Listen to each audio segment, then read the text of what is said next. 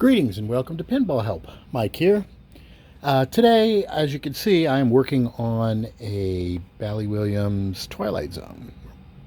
And this is going to be just a short little video segment, what I'm going to probably call Tales of Occam's Razor.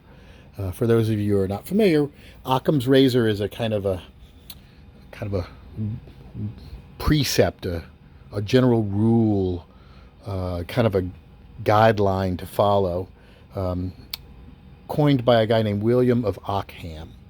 And he basically suggested that the simplest explanation is often the most likely to things. And so that's Occam's razor. Don't overcomplicate things. Check for simple solutions before you assume things are really complicated. And in the world of pinball, that is a very recurring theme. And I just encountered a great example of this with this Twilight Zone. This thing had been acting up for a while. Sometimes it would kick a ball out, sometimes it wouldn't. I just assumed, it was the ball trough Optos that were giving me trouble. But what ended up happening was I went through all the settings, checked all the different things, and I couldn't, at first I thought, oh, it's not kicking a ball out, maybe it's the ball trough switch is not working.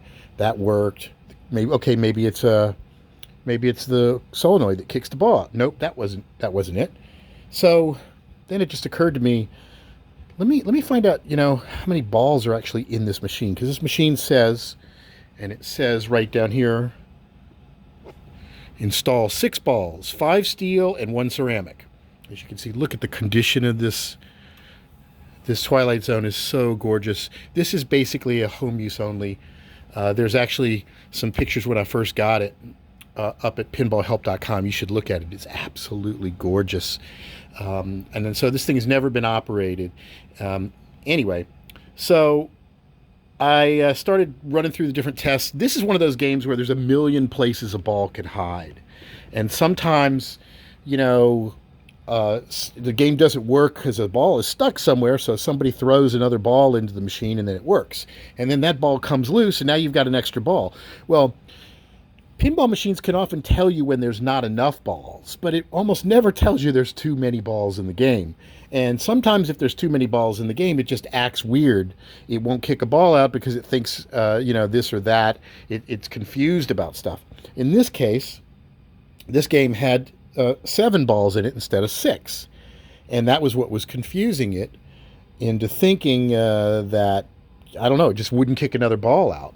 Because it felt, I don't know, you'd think if all the sensors, but in this case, there was an extra ball in the game and that kind of just threw the whole thing off.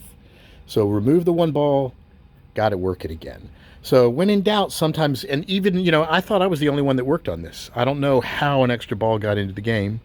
There have been scenarios, though, on some of these games where a ball has literally left the playfield and been in the back of the cabinet. And sometimes, you can find it. Sometimes you see it back there and you're like, I'm just going to throw another ball in there instead. So I don't know how another ball got in here. Maybe somebody else was fiddling with it. But now it's back working. So this is a rule. Generally, check some of the simple things first. And in this case, who knew if you put an extra ball in Twilight Zone, it acts weird. Definitely acts weird. So there you have it. For more, visit pinballhelp.com. And thanks for watching.